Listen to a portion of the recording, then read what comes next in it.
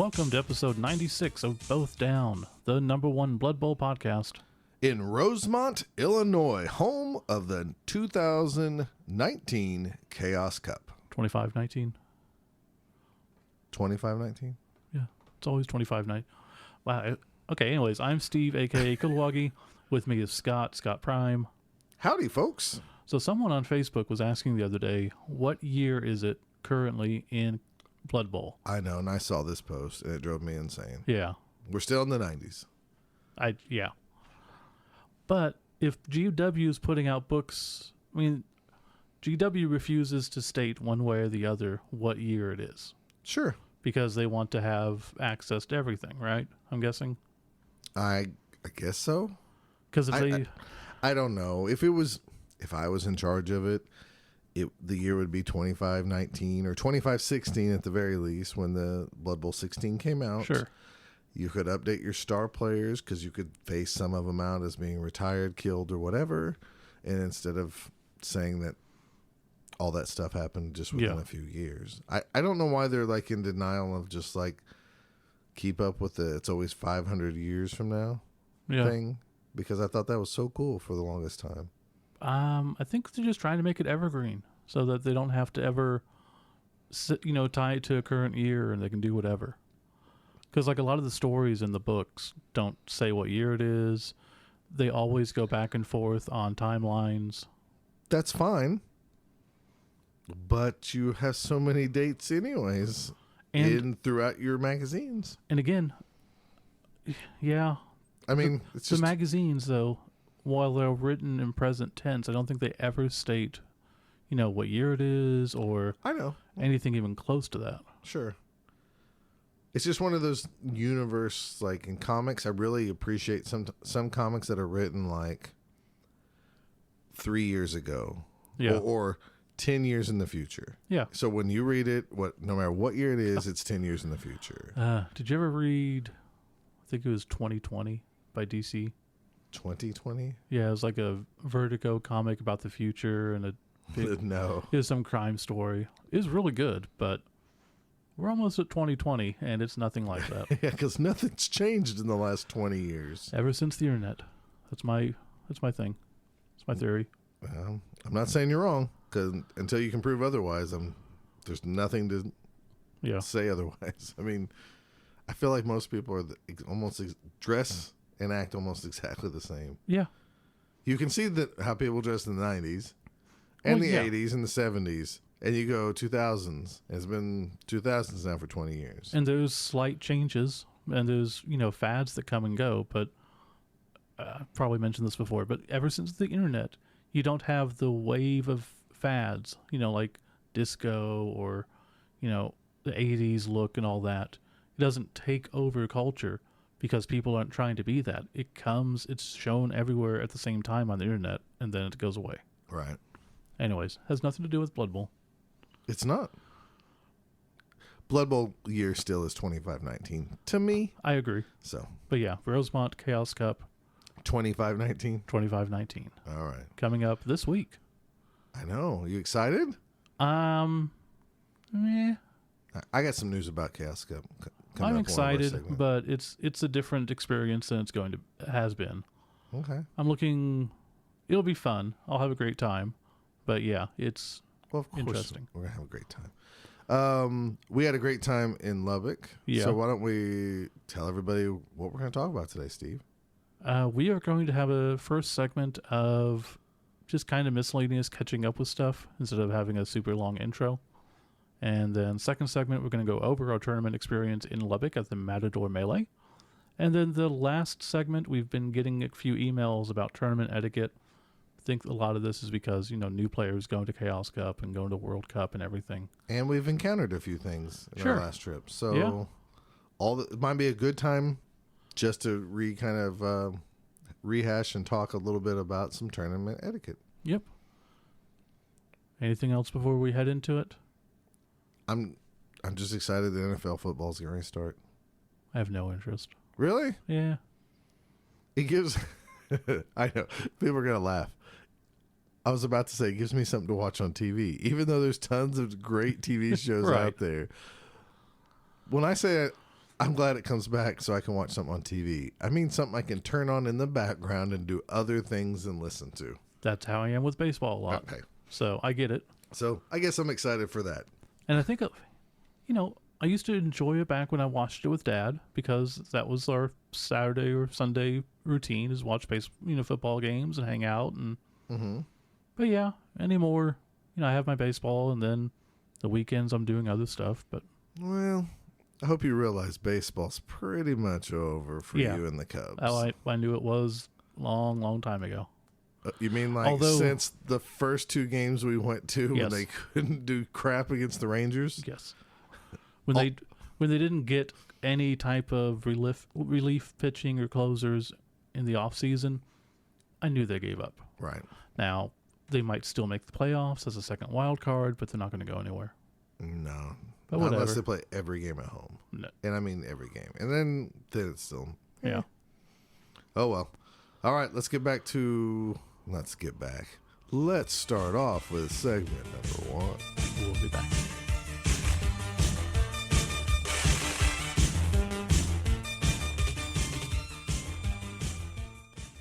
Both Down is brought to you by Wizards Asylum. You can check them out at wizardsasylum.com.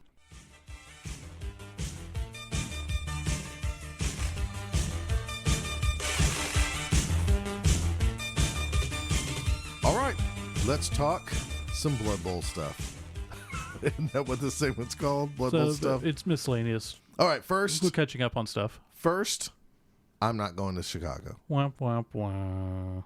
I'm in training again for a new certification at work. You got out of it one time for Oklahoma Bowl, Yeah. and you were not able to get out of it this time. Right. So I've had to cancel my plans. Steve is picking up my stuff because he better pick up my stuff I because I will. still want the stuff. Yeah. It's so weird. I want the coin more than anything. Mm-hmm. And yet we never do anything with the coins. One of these days we'll get them framed. Oh, maybe that'd be kind of cool. Yeah. Actually. But I doubt it. I'm 45. I'm just going to die with a bunch of miscellaneous crap. Oh, yeah.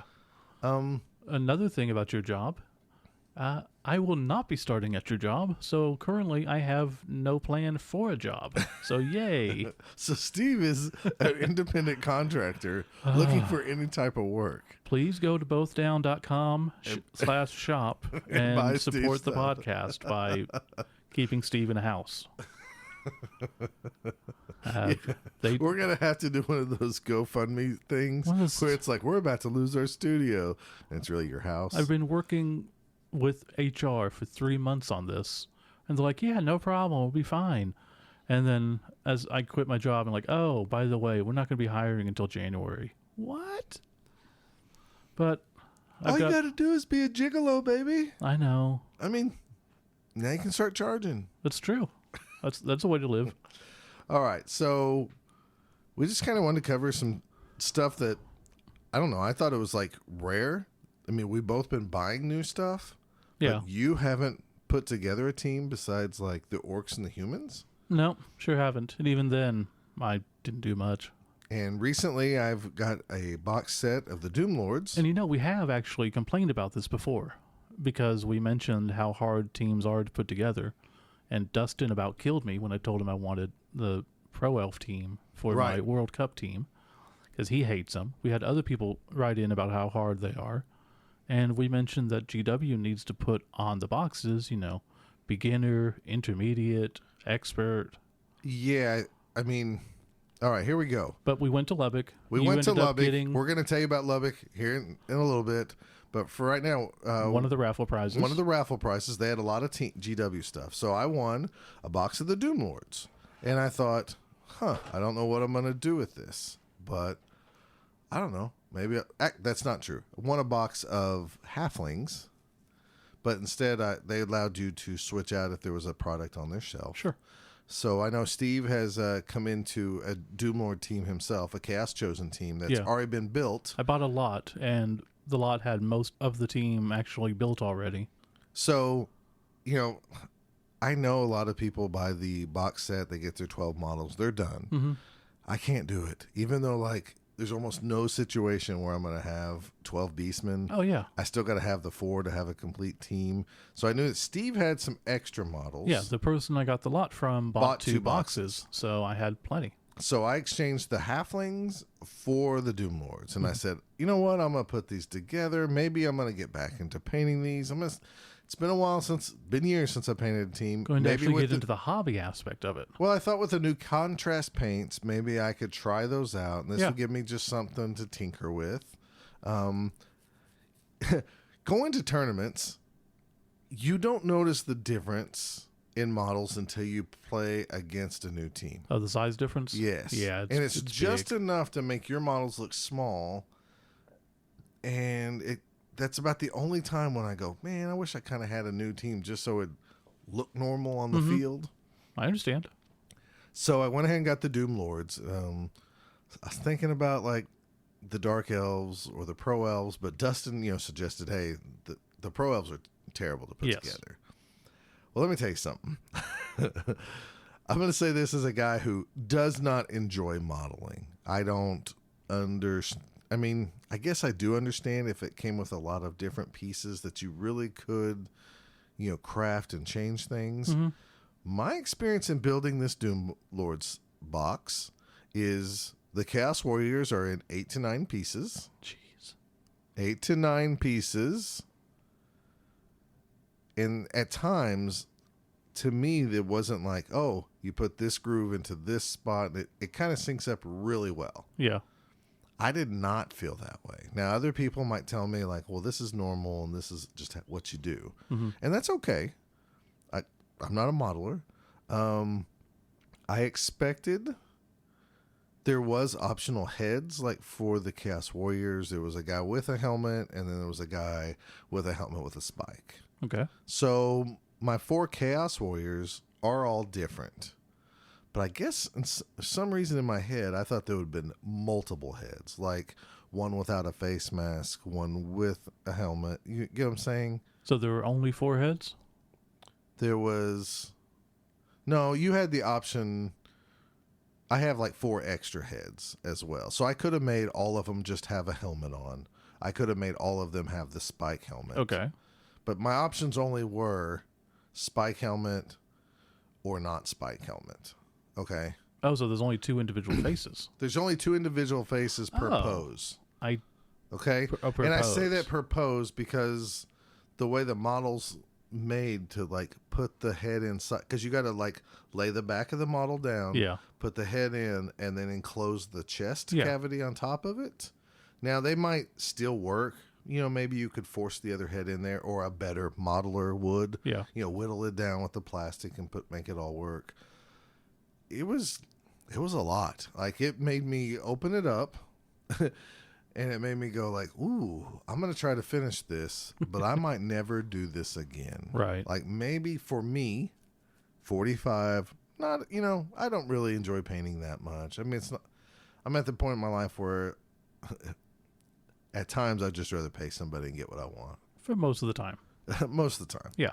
Now I have not tried contrast paints, so that's the next step, is to get these once the weather kind of calms down a little bit. It's not so humid like it has been lately. Mm-hmm. I'm going to get these primered. I'm going to buy some contrast paints, and I'm going to try to paint them myself just so I can say like, oh, contrast paints are awesome. They're not awesome, whatever. Nick in our local store league actually was using contrast paints on some goblins, and they work really well. I've heard nothing but good things. He said he didn't love them for... I think some of the bigger areas. I can't remember what he said. But he liked them most of the part. There's a couple of times he didn't care for it, but still it makes a good base coat. You can just touch it up. So right. Well, for somebody like me that's not like the greatest painter, it might make my stuff look a lot better. He said it's really good for blending, because he did a goblin, because I played his goblin team, and he did a rainbow hair spike like you have for your elves, and they blended really well. Well, that's so good. He said that was really good for blending. Well, they're expensive, just like all GW paint. Well, yeah. But like I said, I thought all this. What I also want to do, and I was watching videos today, is use actually some of the transfers. Yeah. Now, in a future episode, what you're probably going to hear is I tried to use a transfer and I hated them and this and that, and I haven't even painted them yet, and I'm giving them to Dustin to paint. But as of today, I'm still going to try eventually to start painting these. Might even break down and buy a $50 Minotaur from GW, so all the models are GW miniatures. Yeah. Isn't that what the Forge World one? Isn't that the only way you can get a Well, it's like 35, Minotaur? I think. Yeah, it's the only way. Is one of them on 2 feet? I don't think so. I will say that while the dynamic poses are like cool, if this was a statue, I really, really, really hate them. I just hate everybody's off their feet. And if you... I like the Beastmen. You know how the Beastmen or all the models have like the slotted base, so you have that like tab that goes into the base? Yeah. Am I explaining those this well? models? Yeah. Okay, those models. Well, number one, the Chaos Warriors don't come with that slotted base thing. Right. And they even have some weird like plastic on them because like they have feet like almost leaning upwards, so they have like this little chunk of plastic to give them like a firm base. Okay. It's just a little odd to me. Some of the running poses, they're running like where they're leaning over way far. Yeah. I know what I'm going to do is I'm going to take those and kind of straighten them up so that it looks like they're running kind of in a straight line at the very least. Sure. We'll see.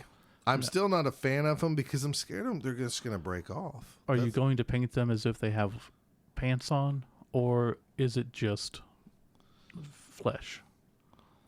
Well, I thought they were pants all along. No, they're flesh. They're like hot shorts. That's the one thing that bugs me about those models. You're saying they should be naked? Yeah, the warriors are supposed to be skin on the bottom part of the leg. Oh, yes.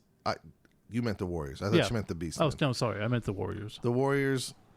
Well, I don't know. I don't know. I would about like that. to see them painted as pants and maybe put some knee pads on to, Well, that's a good counteract idea. I'll it. see what maybe I could do something like that. Yeah, the little 'Cause I think shorts that on would the look better. Chaos Warriors. I agree Just with looks you. weird.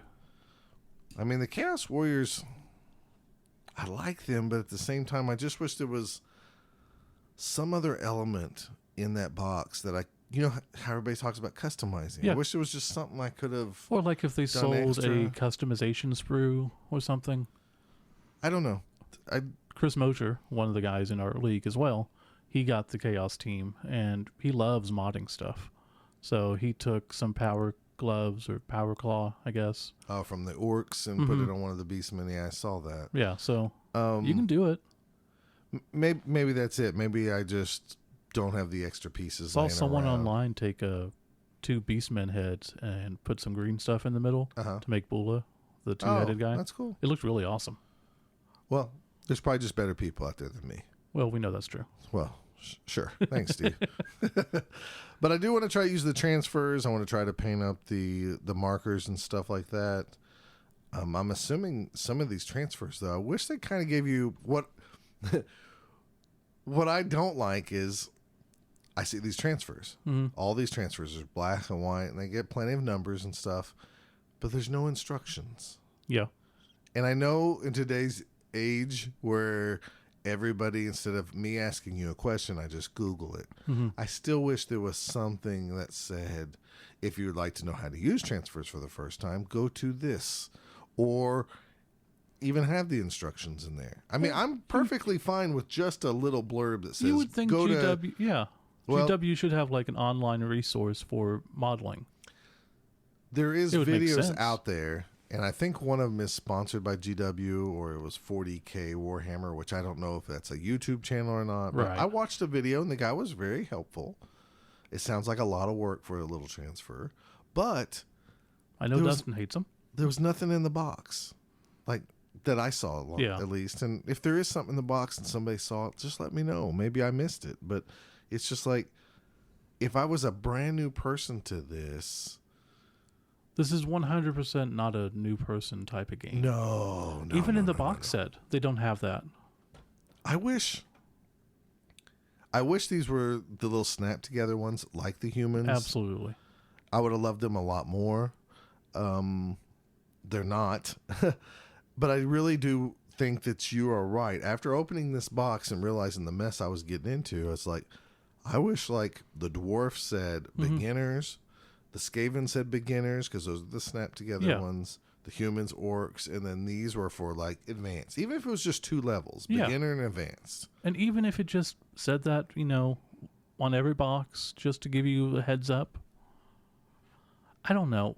We're probably the wrong. We can't be the wrong market. We play the game. We do a podcast. We run tournaments. So obviously we're the market. But well, I think we're less on the. We're more of the game than the model. We're on the game role playing side more than the modeling paint side. Yeah. We never go to a tournament to try to win a paint award because number one, we don't paint everything we own. Yeah. And the ones we do paint ourselves are not terrible, but they're not good enough to win paint awards. No, not at all. I don't know. I'm not mad. It's just like I wish there was just a little bit more because you just don't know if somebody came to it like a gaming demo Could or you watched imagine somebody if you're a 15-year-old kid and got or that? you're a 15-year-old kid and putting these together. Although they might, they would just go to YouTube and find videos and put it together. They might. I don't know. I'm glad this box had everything in there for one team, and I'm glad you had the extras. Otherwise, I don't know what I would have got with the. Yeah. I might have kept the halflings and just did something with them. I don't know. Well, even with 12, was it 12 in that box? Was it 10 of halflings? No, the chaos. There's 12 figures. Yeah. Yeah, but that's one of the few teams that 12 figures would actually for a tournament be wise, pretty much enough. Yeah, it's enough. It really is and stuff. I like the Beastmen more than I thought I would, even though there's too many of them on one foot. That's just a me thing.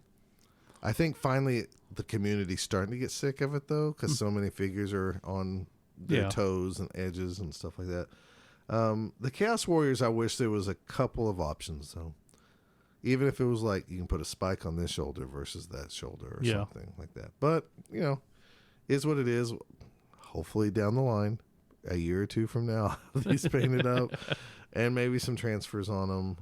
But even the box, like I was looking at the transfers today. Yeah. And I was like, oh, where did they put the transfers on the miniatures?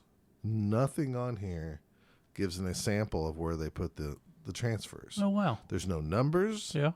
Not even on the bases. And the transfers, you have all sorts of different chaos symbols, like the little chaos star, a little football with the shape of the chaos, and all this stuff. And there's no examples. Yeah, I guess. There's really no need for it, but yeah, you think they could. Yeah, I just thought it'd be kind of cool if they would have had a sample. Yeah, but oh well. that would be more effort they have to do. Those are. I guess so. Those are glamour shots, so. You're right. It's the same one that they use on the front of the box, on the back of the box, on the website, in the videos, etc., etc. The same team they take to the shows, all that. So there you go. I've been putting together a new team that's not snapped together, and I'm so glad it's not Pro Elves or the dreaded Dark Elves. Cool. Because that would probably, if those are harder than this to put together, it'd drive me nuts. Yeah. I think going forward, if I ever decide get a bug up my butt to hey, I want to buy a new team and build it, I think I'm going to consult the internet and go, hey, can anybody tell me how these are put together? This is one of those options or one of those times when an unboxing video would actually be helpful. It really would, actually. Because you could actually see the sprues and see how annoying it is. Yeah. There's a lot of stuff. So anyways, there you go. Working on some Doom Lords, Chaos Chosen. If you've already built these and they're much easier for you, let us know. I'm just kind of curious, and maybe I'm missing something. Or if you have a good guide out there to how to do the transfers, where they need to go, ideally, send me a link. That'd be great too. Sounds good. So that means we can move on to the next part, which is talking about our league starting back up. Yeah. So I don't know if have we mentioned this before. A little bit. So we were kicking around ideas of what to do. And so our league is struggling. Yes. There's 8 people who want to play, but 8 people don't always show up. So we decided to do a tournament, not all in one day tournament. So a league tournament? Yeah. Is that the best way to describe it? A league lead-in tournament. So we still have about 10 to 11 people interested. We've had 3 matches played. I gave everybody... For you people out there with people struggling to show up for league nights, our league in the past has been show up will pair you up with somebody randomly, kind of like they do in Austin, from what I understand. And then you can take one team into the playoffs, and then we play out a tournament. Yeah. So what I've done this time is tried to speak to everybody, said we're going to do this tournament, so you only have to commit to about a month of your time. And we're going to start, as soon as Chaos Cup's over, like September 14th, I think is what we said. And we decided to make it resurrection style. That way people can build up their team. Hopefully they play this tournament. They get the Blood Bowl bug to play. Yeah. And then they're not crushed or upset that their War Dancer got kicked to death because, that's what they were hoping to play in the league. And now they don't have any money and they're all beat up. Yeah. So I gave everybody a chance between now and the tournament to play one friendly match, as they call it in soccer. And I said, if you play this before the tournament, you can get two of the random MVPs. So you had a match. How did that go? It was my Kimmery team, the Alcorn Jade. Of all the teams, I'm surprised you picked Kimmery. We asked all the people that's already been playing the league to start over with the new players. Yeah. Jade Scarabs is the name. I went Kimmery because it was essentially a demo day, like if people wanted to come out and watch, and that was one of my best painted teams. Oh. So I figured, and I haven't played them in a while. They're fun. I really like them. And, I figured, what the hell? And I ended up playing a Goblin team, beat him 2-1. And he did 4 casualties against me, and I regened every single one of them. When it didn't matter. Right. So when it becomes the real league where it does matter, all those guys will get crushed. Oh, I'm sure, yeah. Did you have anybody show up for demos? We had a couple people come out to watch. That's good. So, and then and one of them showed up to play me on next Sunday. Yeah. Okay. That's good. Well, it did what it did, at least for one person. Yeah. So. I still say we need a big poster, or unfortunately, there's not a good place at the store to put a sign-up sheet or anything, which I don't get, but whatever. Yeah, for all that space, it's kind of like, I agree with it you. It needs a giant pegboard that you can put up, or we need just a eye-catching poster. Like, if you would like to play, do this, but we don't. Right. Whatever. Well, we are trying through the internet. We do kind of suck at promoting the local league. Well, we sell a lot of models at that store, but Magic rules the roost at that store. Absolutely. It is There's not a whole lot of 40K or anything going on either. It's getting better. More. Yeah, they've been doing some tournaments, so hopefully that will encourage some of it. But it's taken some time. They're doing a lot of role playing now up at the store, which is also good. But we sell a lot of stuff and then never see people. I mean, we sell HeroClix like crazy. We don't get anybody to show up for HeroClix tournaments. I don't know. Just odd. Yeah. That's good. Did you skill anybody up with anything awesome? My regular skill on one of my Blitz Raws. Cool. I was able to buy a throw raw. So, yay. Another couple guys in our league, Tony played a new human team he's creating with some samurai characters. Okay. Like the Divine Wind, probably? I think it's a Kamiko's team or something. I don't know exactly. He's still working on painting the models. Sure. And Will Schaefer's using that Frogman team that he had. Oh, yeah. That he used for Chaos Pack last season. Yeah. He's using them as Slan. So that'd be fun. Skilled up a whole bunch of guys. So jeez. Like 3 Slan catchers in this one game. Oh, Lord. Yeah. So he's probably off to a really good start with that. Yeah. I played. And that's where Resurrections is going to hurt us because we can't kill them. That's in some ways true, but at the same time, it really might really bring some excitement. The more and more I was thinking about this, because like when I created my team, I was like, I don't have to waste money on Apothecary right now. I can get everything else I need or that extra reroll now. Worry about the Apothecary later. Yeah. I made up a Underworld team to help hit Scorpions, which we used to use in my home league. So I got to transfer all those guys and give them life again. And they played Chris Mosier, which was one of the guys that showed up for your demo. He played old school HeroClix player. Old school. Yeah, we knew him back in the day. Captain Grizz is what he was known there in the HeroClix world. He showed up with a Doom Lords team. And he's obviously a new player. And we were very nice with him because he showed up with 13 players and no rerolls. And we were like, oh. Dude, no, you So can't do you've that. really never played any Blood Bowl. And he's like, well, a little bit online, but very little. And so we helped him out and, He's played he's played pretty much everything 40K and skirmish-wise. Right, he's into the skirmish games and stuff. So like he that. knows the mechanics and caught on fast enough. Right. So we let him cut 2 beastmen before this game to get 2 rerolls. We thought that would be the only gentleman thing to do. And then he proceeded to destroy your team. Yes. In typical tradition of Blood Bowl, Scott must play down before the kickoff, before I ever get a turn. But you know what, guys? I won the dice roll for the coin toss. I said, I'm going to receive. That way I will have all my players. But no, throw a rock happened. Casualtied one of my guys. I was down to 10 players before my first turn. It's an amazing. It doesn't make any sense. It really doesn't. It's amazing. Just amazing. I had a few good turns. Like right out of the gate, I was like blocking his guys away and this and that. Had a goblin casualty one of his beastmen. His dice were just on fire. And then after that, it was just downhill from there. Yeah, he casualtied a whole bunch of my guys. He knocked out even more. Long story short, I got beat 2-0. Yeah, and I coached him, basically telling him not to score until the very last turn, since you did, receive first. Yeah. So that really hurt me. Yeah, you only allowed one time to try to recover, and you think you got 1 out of 4 on the KOs or something. It was bad. And I didn't mind you kind of helping him out for the first time, especially in a game where, like, he was worried about. He's like, well, I've been playing with my son some to try to practice, and I haven't won really any games. And we're like, right now, dude, all you want is skills. Just worry about getting skill points so you can have them in later such games. Big difference going from the computer game to tabletop because it doesn't show you all the dice rolls unless you actually look for it.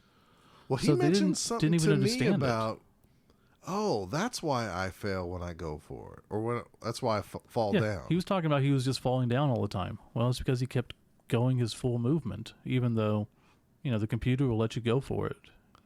That's crazy. Yeah. Huh. So he was falling down all the time, didn't understand why. Well, isn't there like a demo or something? He decided not to play the demo, but that was on him. Okay, well, then that's his fault. Oh, yeah, no doubt. Anyways, he had a good time. I got my butt kicked. I really didn't care that much. Especially if we can get a guy. I mean, what better way to get a new player to come in? He gets to kick somebody's butt for a couple of games. Yeah. I'm just regretting my self-made promise that if I win this championship game, I'll play Underworld next season. Oh, crap. 1 game in, I'm like, Underworld. You'll be fine. He'll get better. But I had a goblin skilled up. I gave him horns. Your goblin that did 2 casualties. Yes. Oddly. I gave him horns. He got MVP, so I gave him horns. Nice. Yeah, so to answer our question that we don't know all the rules already, and we've been playing for years, Underworld goblins get mutations on a normal skill. That's awesome. So to wrap this up, I hope this encourages people to play. I mean, it seems like the local guys are at least kind of excited. We have a few more guys who made up teams today, and they're going to get their first games in soon, and then we'll report back if this little resurrection style tournament kind of boosts the league in the right direction. Sure. And our next episode will be about me coming back from Chaos Cup.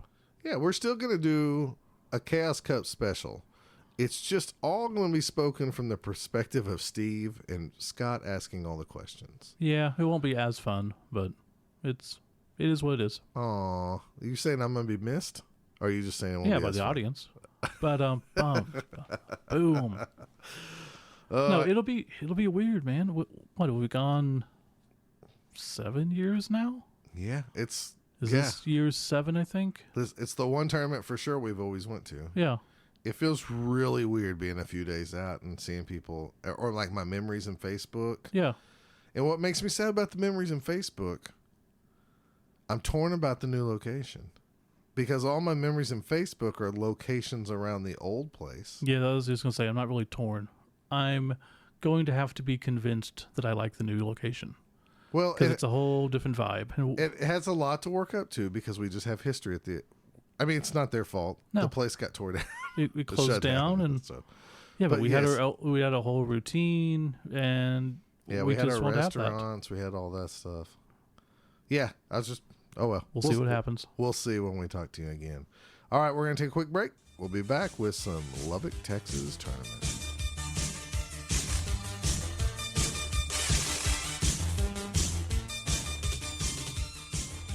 Welcome back, and we are talking about our tournament in Lubbock, the Matador Melee. Matador Melee. That's Mexico. I know, but that's what I think of. Oh, Oh, yeah, I yeah. guess Mexico has bullfights, so that's only mildly racist. When was this? August 24th? August 17th in Lubbock, Texas. Do we want to talk about the journey to Lubbock, Texas? Sure. Your buddy Gary went with us. Yeah. He And- was actually going to get on the podcast, but he couldn't make it tonight. So we'll maybe get him on some other time. Yeah. He can. This is Gary, the best friend who got into Blood Bowl with you. It is Gary's is the reason I'm into Blood Bowl. Right. His mom Because bought it. We were at Crossroads Mall, and he got some money for his birthday. I think $40. And we were at the store that was known as the Hobby Shop, and we saw this game called Blood Bowl, and I think it was 40 at the time. Maybe it was 50. I can't remember. It was a lot for that time. Yeah. And I remember her being like, "Are you sure you want to get this?" and all this stuff. This is a lot of money. And he bought it, and the rest is history, folks. So it was like me, Gary, Robert, and sometimes our friend Sean back in the day, played Blood Bowl. So Right. we'll get him on sometime. And he's kind of getting back into, he used to, long story short, he used to be the stat guy for the Oklahoma City NBA franchise, the Thunder. Yeah. And he's retired from doing that, and he kind of wants to get back into the gaming scene. Yeah, So he's got more free time, so. so he came with us, and I think he had a lot of fun. Yeah, I he think so. drove, and man, going to Lubbock, Texas versus Dallas, Texas, or Austin, Texas is really different. It's a whole different vibe, isn't it? Yeah. Now, Jen went with us, and I think Jen and I were saying to go one way, and you said to go the other way. We were listening to what Dustin and John was telling us. Right. So we were supposed to go To Amarillo. west on Right. 40 out to Amarillo, and then straight south. Right. Where we were like, well, Google Maps says this other way is like an hour faster. No, it'll be fine. We'll just go this way. And then, of course, we ran into construction, and then we got to Amarillo. There was more construction, and it was just a desolate wasteland people of from nothingness. Texas Panhandle are going to be like, "Shut the hell up, dudes." There was nothing out there. Yeah, yeah. It was that whole. To be fair, that same half of Oklahoma, there's nothing out there. Oh, no. It all just blends into like this wasteland of prairie desert. Yeah. Is that the best way to Sure. describe it? I mean, it's not desert, but yeah, it's prairie. On the way out there was this beautiful like storm Mm-hmm. that Giant clouds. we were just half a mile for a long time from this thing, Pretty much. and we could watch it from a distance. It was kind of pretty, actually, Yeah. in its own way. The city of Amarillo has construction everywhere, with exits that tell you exit here to get this delicious food, and the exits are all closed down. Yeah, we kept waiting until Amarillo to get dinner because we left, about 3:30? 3:30. Yeah, So we were going to wait until Amarillo to get dinner. it's a 6-hour drive. That was about 6 o'clock. And yeah, no place to get off. So then we took the other highway down thinking, well, surely there'll be something this way. And no, there was nothing for a long time. Yeah, it was like, those like movies where like they're driving out and there's like nothing, and then the car gets a flat tire, and you have to walk miles to knock on the door of some farmland. That's what we were like. We had a lot of fun creating like movie scenarios and stuff. Different ways we were going to get killed. We did get to some town, and I can't remember it now, but it Verdon or something? was it Vernon? Verdon? I don't know. It was. Anyways, it smelled like pig shit. It smelled really bad, but I think it was like Rip Griffin's travel stop. Yeah. Between Lubbock and Amarillo, and best peanut brittle I've ever had in my life. I wish I would have had more. They had their own, saltwater taffy there and cookies. It was weird. I ended up getting a Subway sandwich because I was hungry and it looked relatively safe. You made the call, buddy, because eventually we get to this other small town that had like McDonald's and other things. And one thing I hate doing is eating McDonald's on road trips. Gary seems to love it. Well, because, we ate at McDonald's more than I ever have in my life. Not in my life, but... We ate at McDonald's on this trip more than we ever have on any of our road trips. Probably no combined. doubt. Absolutely. Yeah. So we had dinner at McDonald's while Steve had a delicious fresh Subway sandwich. Wasn't bad. He did well. We get to our hotel. It's probably 10:30ish. Yeah. Hotel. We kind of had a worse off to see whose hotel room was worse. Gary's and mine had a mildew smell, which we found out was because the air conditioner was leaking, and they didn't do anything about it. And yours had some type of stain on the bed sheet. Yeah, Jennifer found... Well, we're not sure. Let's say it was brown. Right. And then she found some other things, so she immediately called housekeeping, and they came and changed her stuff out. But you had the room with the funky smell and the shattered kicked-in door. Oh, yeah. So, literally, when you close the door and you have the sliding, not deadbolt, but the door has a piece, and then the door jamb has the other piece that slides over it, so you can open it and look. Well, someone had kicked that in because it was broken off. It was off the door, and the actual arm piece that was on the door was broken. Yeah. Not missing, not tore off, broken. So, Gary, over his years of traveling with the NBA, when he did travel, has become kind of a hotel snob. So he was teasing us to begin with. Mm-hmm. But I guess Lubbock had college weekend for everybody's moving into Texas Tech. We didn't realize that. Every parent in the world was there, I guess, with their kids. And we probably waited too long to get our hotel anyways. Yep. So, I mean, we had to have what we had. So it was an adventure. It was. So we got a humorous kick out of that. I actually slept okay. Yeah.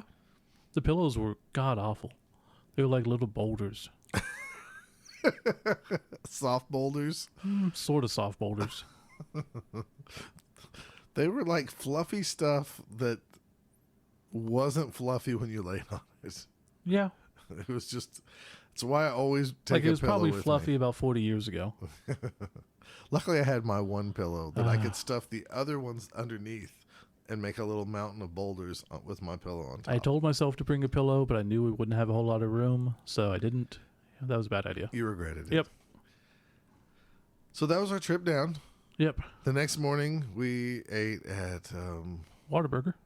Well, or as known on this trip as world's greatest Arby's. World-class Arby's. World class? Was it world best? He said world-class Arby's. World-class Arby's? Okay. We don't know why, but we were looking for dinner one day, and he's like, well, we could always just stop at world-class Arby's over there. And I look, and I'm like, you mean Whataburger? The one with the W? Oh, yeah. It's like, what do you even... So that joke started. Anyways, we had Whataburger. Nothing big deal. It was good. Went over to the shop. Pretty nice shop. It was. It had a lot of room. Had a ton of room. Looked to be in the middle of, I guess, taking down the wall between the shop next to them. That's where they have the Blood Bowl area. Oh, is that what they were doing? That's what it looked like. They were in the middle of cutting the wall down and everything. So they had a lot. If you were into miniature gaming, they had a lot of miniatures. Yeah, they did. I'd say it was safe that they had more miniature stuff than Wizards by a long shot. Yeah. Not as many board games, though. Not as many board games, but like different not just Warhammer. They had like Infinity and some other games that, if you were into tons of Blood Bowl stuff. Modeling, they had the most Blood Bowl stuff that I've seen in any store that we've been to recently. Yeah. And that includes Chance's store, which, he loves Blood Bowl. But I ended up taking Corn to the tournament. Yeah, with 11 guys, right? Yeah. All right, let's just remember that. Steve took Corn with only 11 players. I took my Bretonian team because I wasn't going to go to Chaos Cup now because I found out this like days before. I took my Bretonian team pretty much almost exactly like it was for Chaos Cup, except it had, I had 8 fan factor. Yeah, the tournament, if you remember from last time, was kind of fan factor dependent. So I took 8. I'm sorry, you took 8. I took 11 players and 4 fan factor. So I had my Bloodthirster with Pro Mighty Blow, Heralds with Block Mighty Blow, and Leader on a Pit Fighter. Not the greatest roster, but a couple rerolls allowed me to bash people in the head. All right. Which is really what I was going for. Just to recap, I had 4 knights, 4 yeomen, and the rest were peasants, giving me a total of 14 players, I believe. Yeah. Yeah, you took a lot of players so that you wouldn't play down. And I was gonna foul. That was really the plan. Was once I got momentum, if I was in a good spot, I would foul and not worry about it because I have the extra players. Of course. I had only 1 reroll with leader. And then I had a knight with dodge, a knight with frenzy, a knight with sure hands, another knight with dodge, and 2 yeomen with guard. So there we go. Want to start with round 1? Sure. Real quick. I went up against Adam. He had the Arctic Crag Spiders. Told him I loved the name. That's awesome. It's our favorite team name. Obviously Norse, whole bunch of linemen, so 7 linemen, 1 thrower, 1 runner, 2 Ulfwereners, and Wilhelm Chaney. He had Sure Hands leader on the thrower, dodge and fan favorite, since you could take it for that tournament, on the runner, block on both Ulfwereners, and guard on one of them. So, this tournament, I'm playing. He wins the kickoff roll. He chooses to receive. I kick it to him. And I'm playing pretty decent. He's got the ball. I knock out one of his guys, doing good. I end up pushing one of his guys out of bound and casualty him. And then one of his guys has the ball, and I end up using one of my demons to frenzy him out of bounds, and with 1 die, because I'm just doing the 1 up just to get the ball carrier and frenzy him out of bounds. And for the ball goes like out of bounds right in front of one of my guys. So it's perfect positioning. I'm going to get it next turn. This is going to be no problem. I'll walk in. I'll win it 2-0, no problem. Then I happen to look at my roster and notice that my demons don't have frenzy. This is the first time I've played Corn tabletop. And I didn't know my team. He didn't either. So you could say that it was his fault as well, but I felt I cheated, obviously, because I used Frenzy on a demon twice to push someone out of bounds. So I ended up putting 2 of his players back on the pitch and giving him the ball. This was on turn 4. Wow. And what am I supposed to do? He was a new player, so... A new player that used Arctic Crag Spiders? Good for him. Well, he's probably just looked in the fluff. And I just felt wrong. I cheated. I screwed up. It's my fault. Ultimately, it's on me. And I just owned up to it and said, here, let's just do this. Are you happy with it? He goes, yeah, that's fine. Okay, cool. And I ended up tying 1-1. But like I said, if I would have just been able to cheat, I would have been fine. I also forgot they had horns, so I would have had 2 dice instead of 1 against them. Helps to know your team. Know your team before you play them. This is becoming a theme for you this year. Yeah. It's not good. Is it because you've been only playing elves, or is it just because you've been kind of just going through the motions? No. So obviously the last one at 3 Die Brawl was because I was trying to make it my World Cup team. And Okay. I just did, and I didn't pay attention to the rules good enough. All right. Here, I just haven't played that team much, and I assumed everybody had Frenzy. I don't know. I figured the Heralds didn't. I knew someone didn't. And I just, the demons.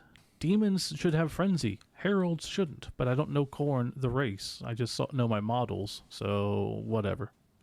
My bad. All right. So there were 16 people at this tournament. Yep. Is that right? Think so. Yeah, 16 people. Jennifer decided not to play. She decided, like, I just need a veg out weekend. I'm going to go to the hotel and read and She just play wanted some to be video away. games and just be away. So she hung out for the first 2 rounds and played Legends of Zelda on the Switch while we played games. I don't know how many races were duplicated, if many, but there was 2 dwarf teams there. And I played round 1, a dwarf team. Aaron Eisper, I believe is his name. Played him round 1. I don't have his roster. I thought I did, and I guess I've lost it. Some of the things that happened in this game we'll talk about later. But he had a 12-man roster, but I didn't realize for sure what was on his roster or not, which was probably my fault for not just taking extra time to really be a nitpicky butthole in the same sense, because he had a whole bunch of guys rostered, and I'm like, so you have a death roller? And he's like, no, he's on the roster, but he's not playing in this game. But I don't know if it's like his league team or something. So he had the model sitting on the side, and that really kind of confused me. And so let's just get going, you know, and play. And this is one of those games where I don't know if he's a new player or old player, but there was a lot of things he thought was one way. And, instead of me saying like, no, I'm right, I was just like, well, let's call the judge over. Yeah. He thought by me pushing like his guy into the ball, he'd get a chance to like pick it up. Simple mistakes that you could make. Some of that stuff you should feel confident going, no, look, I know the rules. That's not right. I know, but you know me. I know. Even though like I'm a butthole in real life, I'm like, which is so weird. Like, I just don't want to have a big confrontation in a tournament setting. Well, no, but you can still go. I've played enough. I do know that that's correct. You're welcome to check if you want, but you don't need to. Anyways, we called John over, and he was like, "No, it scatters this and that." Right off the bat, he won the kickoff, or he won the dice roll. He decided to kick off. Yeah. I lose 2 guys, one for a casualty, and one for a KO. I'm down to 9 men. 9 men to what I thought was 11. Yeah. It was about turn 4 that I start counting his guys, and I realize he has 12 guys in the field. Yeah. Now, again, maybe if I was being more nitpicky and with the extra roster players and stuff like that, I don't know. I should have caught it. It's my fault. It's so dumb that we all know there should only be 11 players, but not only do we all, not always, but it's not uncommon for that mistake to be made, and we don't bother to check most of the time. I know, and it really frustrates me because I was kind of doing okay, and then I was less like, man, I might even be doing better because, I actually, with the 9 players, I managed to go ahead and break the ball loose and do this and that. I don't know. It's just like a weird karma thing. I feel bad because I find out he has 12 guys, and then our solution is just to randomize one guy off the field. Yeah. And then I feel like I get punished for that because on turn 5, which was the big momentum turn for that half, he KOs another guy, casualties a guy, and then 4 of them are stunned. Jeez. So now I'm down 4 people. Yeah. And I still hold him till turn 8. He finally scores on turn 8. I'm down 1-0. Second half, I have a double skulls, reroll double skulls. I roll a lot of skulls because I'm in situations now when I don't have a lot of players, and it's a typical dwarf team with lots of guard, some mighty blow, and I have to throw some 1-die blocks, and I use all my rerolls on skull, reroll skull type thing. He gets more casualties against me, and I lose 1-0. He has 4 total, throughout the game, a bunch of knockouts. What do you do? You should have just said forfeit immediately. You had too many people on the field. I win. Good day to you, sir. There's going to be a suggestion I talk about in the next segment that might, Huh. I don't know if it's wrong or right, but we'll discuss it. Interesting. It's just as much as my fault as his. Sure. But it was such a frustrating game. I get it. Such a frustrating game. Speaking of frustrating games, Yep.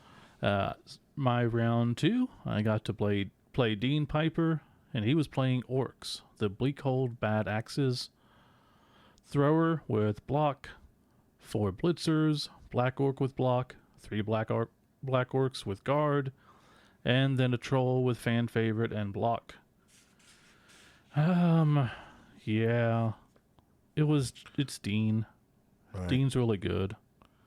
Looking at my notes, and there's not really a whole lot. He's a really good player, and he didn't use a reroll the first half at all. Yeah. Well, that's So- a big sign, right? Second half, I put in my notes that I can't cage because I tried to cage up, and I'm just bad at it. So I ended up losing 1-0. Only 1-0 though. Yeah, but it could have been more. I think it was 1-0. I might have Well, stopped. Dean's also the kind who Yeah, he doesn't want all the bonus points. No. So he can play down. He just wants the good record, and he plays down. Pro on the Bloodthirster is really nice. It allowed me to reroll a lot of failed wild animals, a lot of failed, double skulls and stuff. But, when he's your main piece, it's just a lot. Sure. Do you wish you had block instead? I think block would have helped So pro a couple overall of helped you times. more. I think pro helped more. If I could have both, it'd be amazing. Round 2, I play the other dwarf team at the tournament. I play Lucky you. a fellow named Patrick McGowan. He wins the kickoff, so he decides to receive.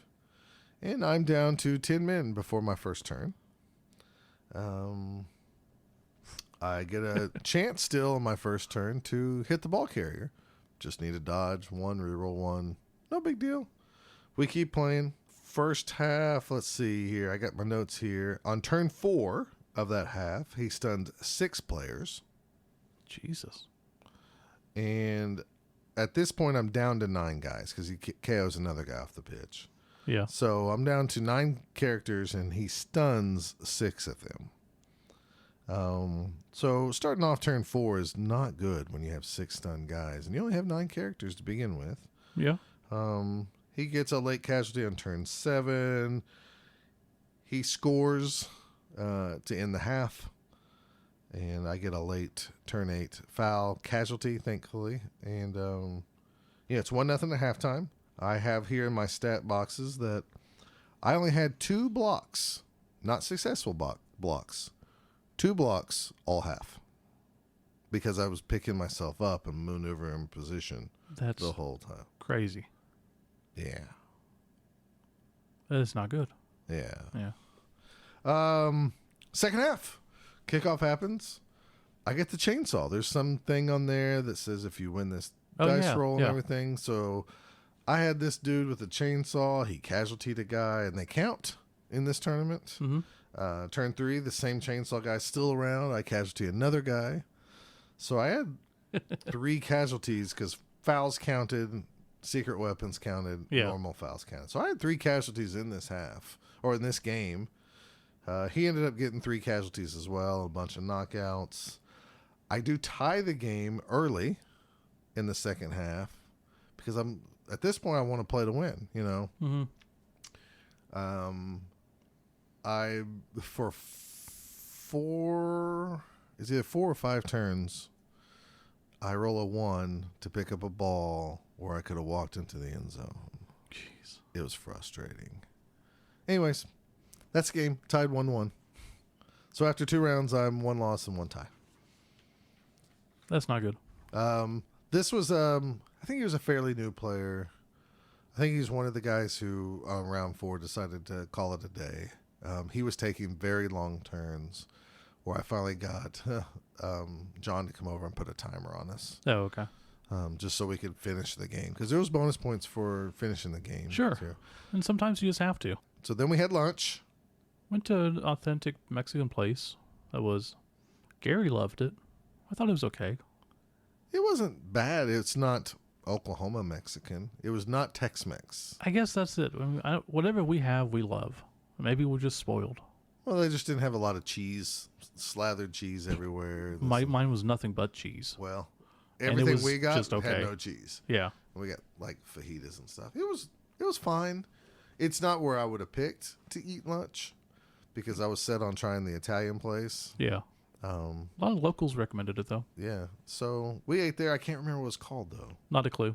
It was just down the street. Yeah, it's fine. Yeah. Then we went back for round 3. And I ended up playing our friend Dustin, the one who actually painted my Pro Elf team and does a lot of stuff for Oklahoma Bowl. He was playing Skaven. And ultimately, this is the one game where my team did what it's supposed to do. I had 6 casualties against him. He had 2 against me. I ended up winning 2-1. And I was just tearing through his team. I mean, this, again, is one of those situations where I don't like Mighty Blow. It never works well enough for me to justify taking it as a skill. No. Whereas, I get block. You always use block. Or guard. You can use that to get advantage or something. The Mighty Blow, when you're just trying to hurt people, for the most part, isn't doing its job. Yeah, but you talk to other people and they'll Yeah. They'll die on the cross for it because it's such a wonderful skill. It changes everything. Yeah. I'm not a big take Mighty Blow guy either. Right. So. My round 3 opponent was Travis Champion. He was playing some Pro Elves. He was, like me, very salty from previous games. Right. We both were. But like you, this is the one game where everything kind of fell into place. Except he won the coin toss, he received, and he KO'd me. So I was down 1 guy. Jeez. It was 10 on 11. And I'm like, what the fuck? That just makes no sense. He then proceeded to say, hold my beer, and he went to pick up the ball and roll a 1, reroll 1. Then turn 2 happened. Yeah. I get all my guys back there. He still has a chance. He rolls a 1, reroll 1. I score the next play after a few blocks. I'm up 1-0. By halftime, let's see, turn 5, he's still beating me up. Turn 5, on the first half, I'm down to 7 men on the field to his 11. Jeez. He casualties me, according to my notes, he casualties me again. So he has at least 2 casualties the first half. I get another touchdown. So I go up 2-0. We start the second half, and you can see the steam coming off his ears. He doesn't play Blood Bowl too often because he just gets frustrated. He's come to Oklahoma Bowl or Nuffleween or something in the past. Yeah. And played out there with us. And so I score again on turn 3 the next half to go up 3-0, and I can tell he's done. Like, I'll say this just like I've said before. Magic, you're getting your butt kicked. You can go scoop. Yep. Good game. Shake hands. And you can go cool off. Blood Bowl, you really can't quit. Because, like, the other guy could be getting the best defense award or most offense award. Yeah. Or whatever. Or in this one, it was fan favorite? The fan favorite award. Sometimes you just have to change your mindset. Like, okay, I'm losing. I'm going to lose. I'm just going to make sure that he doesn't casualty me or doesn't score again. Right, but it's still hard when you just had enough. And he was really at this point where he's had enough, and I was like, all right, it's your turn. And he would be like, I'm done, dude. Just go ahead. Yeah. And I'm like, you don't want to take your turn? He's like, no, I'm checked out. I've been there. He goes, if I do anything else, I'm just going to get upset. He's like, go ahead. That's And how I it was was against like- Dean. I mean, And so I looked across him and I was like, I can't sit here and just run up the score. mm-hmm. But then I was thinking, like, well, I could hurt myself for the Fan Factor Award. The one award I'm actually, like, could get. I would hurt myself by not playing out this half. Oh, yeah, absolutely. So I made some blocks, and then it was his turn. And he goes, all right. He moves the turn marker and goes, I'm done. And then I was just like, he's had a bad day. I've had a bad day. We both could use a 30-minute break. So I just go, okay, I'm in my turn marker, like move the guy, go, done. And he would do his turn marker and say done. And then I'd move a guy up and say I'm done. I just didn't throw any more blocks or. For how many turns, though? Like three. Yeah. I mean, we did play it out. That's Yeah. why I moved the guy to Absolutely. justify it. Sure. I probably could have scored again, but he also wasn't trying. So, like, I felt really weird. And I was also mad because I was like, At that what point, if I cheat myself out of the war? yeah, you just have to apologize and go, look, sorry, I get But it. isn't it still? but- I'm torn on this because somebody who gives up, if they let somebody keep walking in the end zone, and let's say I scored 6 touchdowns, Sure. and then I would have won best offense, would I really earned best offense? You don't think that happens a lot? It probably Unfortunately, it's just how it works. And someone who does a lot of casualties, once they start doing casualties, they have a better chance of doing more casualties. And does. All right. But so we finished the game, yeah, and then we shook hands, and we both took he went out for a walk. I think I went out for a walk because Jennifer wasn't back at this point. yeah. So, anyways, I won 3-0. Okay. He's That's still good. out. He still out casualed me. Of course. Why wouldn't he? You can't have people on your team. That's stupid. My last round, I played Aaron and his dwarves. You played him first round, was it? Yes. Yeah, because your second round opponent left. So, like you said, this guy was kind of new, and I, right off the bat, first turn, I received, and I casualtied 2 of his people on the line. Wow. So, I got the blood rage in me, and Let me tell you something. Before you go any further, I didn't Yeah. say this first round. I like the new dwarf models, yeah, but I hate the new dwarf models. okay, If they are not marked with colored like rings, like here's red for my troll slayers, or that's here's most models. they're hard to tell The apart. human models, the orc models, all of them. Okay. I That's mean, fair. Unfortunately, No, you're they have a lot of issue with that. and he didn't have them bases marked. So I was getting confused on who's the blitzer again? Again, tournament etiquette. We'll bring that up Yeah. because bases and stuff. So yeah, I had the blood frenzy in me, and I was just going for casualties. I'm like, I'm at 9. He's at 9 people. I've got my 11. I've got my bash pieces. I'm hitting. I'm overcommitting. I'm moving to a side, and I stupidly left a wide open hole in the middle of the line that his runner just ran through, hit my ball carrier, knocked him down, 1 die, and I wasn't able to get over there and stop him. He got the ball, ran in. It's like, damn it. And I didn't even end up getting that many casualties. It was like the first 2, and then nothing the else. rest of the game. So I was able to score at the end, but it was a 1-1 tie, and I had it in hand. It was just so frustrating because, even as I was doing it, and again, a lot of everybody has frenzy, so I positioned myself out of the way, and I was trying to get assists when I might not have needed it, or I was going for blocks when I shouldn't, and just waltz right in. It's like, damn it. So I ended up the day 1 win, 1 loss, 2 ties, and no awards. Hey, good job, Steve. I'm keeping that streak alive. Even though I had an amazingly painted team, I did not get the best painted team. Well, probably because they knew you didn't paint that. So it's Well, yeah. It was freaking amazing. But some events don't say you have to paint it. I No. don't remember how they judge theirs. They do it like ours. Oh, okay. Whichever team you like the best. No.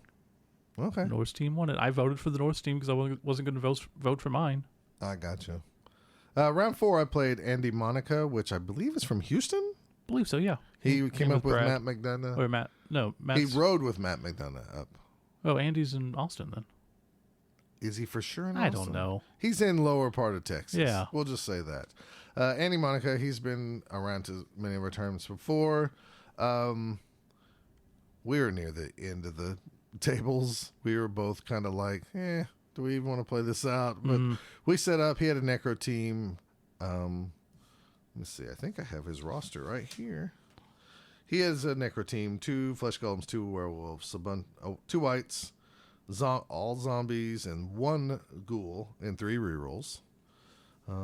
He has a block mighty blow werewolf, block dodge werewolf, a white with guard, and then a wrestle tackle ghoul. So he stacked double skills on a lot of people and just went with that. I have the notes right here. We kicked off. He won the coin toss. He immediately KO'd me. I was down to 10 guys. Now, So every single game. I did not ever start. I did not turn my turn marker to turn 1 any of my games. And you just with 11 guys. You're putting 7 armor dudes on the line? I'm doing exactly what I think I should do for Bretonians. Put the guys with Finned up. Makes sense to me. So I understand because they have 7 armor. Yeah. I do get that. They do have 7 armor. But I don't know if I'm supposed to put the yeomen up there or the knights. Does it seem smart? I mean, it doesn't seems seem smart. You put the peasants up. I get it. You could also say that I lost the coin toss 4 games in a row. Yeah. Either way. But even if you win the coin toss, you're supposed to kick to the other person. That's good Blood Bowl, unless I'm mistaken. Well, this game was actually like a really good back and forth. Both of us getting hosed by our dice in certain situations type deal. I went up. It was 0-0 at halftime. I managed to stop him, even though I was down guys. In the first half, he KO'd like 3 guys, I believe, and casualtied 1. And I got 1 of his, but he regened, of course. Second half, I had less players than him on the field because he casualtied a couple more. But I managed to hold on and do some stuff, and I was just running. I couldn't stall anymore. And I was like, dang it, I'm giving him 2 plays to score. But it was one of those situations The where, infamous is it Del better? scene, should I stall or not? Well, I don't think man, he was getting on to me. I didn't want the situation to be like, dang it, who knows? If I would have played good defense, he was out of rerolls. If I would have played good defense for just 2 plays, I could win the game 1-0. Instead, I stalled too long and it was 0-0. Right? Mm-hmm. So I score. He has 2 plays left. He drops the ball on his first pickup, which I thought was pretty cool. But he was smart enough to move all his players out. So it was one of those situations where I knew, like, if he doesn't drop the ball, which is the easiest part of this whole thing, he's not going to fail anything else because he's going to have to do like a long pass and this and that and all these things. And I have people in the way, and he needs like, I think I even have a guy on the ball. If I remember right, he needs 4 dice rolls of 4 or better every time, and he gets them all. And Of course he does. And anyways, long story short, he scored last play of the game. Yeah. It's 1-1. I felt like I lost. I'm sure he felt like he won. We're probably both glad it was fucking over because we were both just tired of playing Blood Bowl.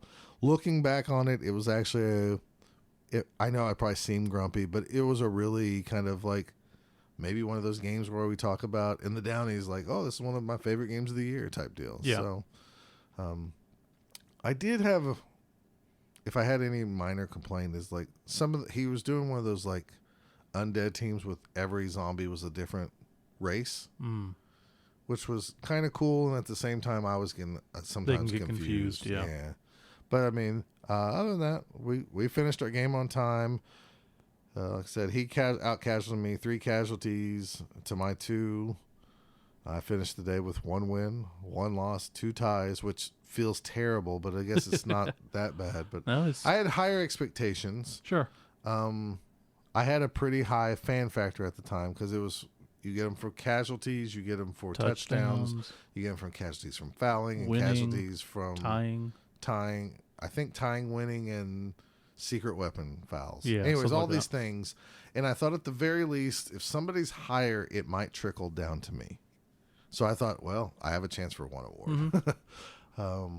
And I got it. Of course. Long story short, I got the fan. Is it called fan favorite there? I forget. Okay. Fan favorite, fan factor award, something like that. Anyways, the theme of that is that the rowdy crowds for the Texas Tech college football and stuff. So the trophy was really nice. They did amazing trophies. It was like this little It was Matador John's shield first thing. tournament, and Dustin helped, and they did a great job. It was well run. It's a lot of fun. They worked together, which I recommend anybody doing tournaments. Yeah, definitely. Get a couple guys. You can't do it all by yourself, you know. And, you know, when John wasn't answering questions and Dustin was done with his games, he stepped up and, you know, did that. Dustin was the odd man out as well. You know, like if Jennifer would have played, Dustin would not have played, I assume, unless John stepped in. No. Other thoughts for the game, they did not have, you know how collector dice, every tournament almost seems to have them. They did not have collector dice, but they did provide dice that they made everybody use, which I thought was cool and fine as well. Oh, they had custom tokens too. They had custom tokens. That was neat. They had a lot of great GW prizes. A lot of swag to give away. It was great. They had some. KR Multicase stepped up and sent them some stuff. They had, I think everybody got something. Yeah. And it was something, I mean, quite frankly, something really cool. Yeah, you ended up with a pitch. I ended up getting I got a multi-case and I traded it to you for a pitch. Well, right. And Jen got the team. Because she right. entered, so she got they said since she entered and decided not to play that they was going to let her still stay in the drawing, which was kind of cool. So she actually won the halfling team that we traded for the Doom Lords. Yeah. And then I won the what is it? KR multi-case bag because you wanted that. And then you swapped out your field for a field I needed. So we all got like cool $35 or more items for our entry that was like $25. Yeah, it was so crazy. I don't know how they worked that, but hats off to them on that. It was well ran. It stayed on time. It was kind of how to get that fan factor was a little weird at first, but I think once people got used to it, it flowed fine. There was some new people who haven't played before. It's been a while, so they had to get walked through how to do certain things. But I mean, that's just any tournament.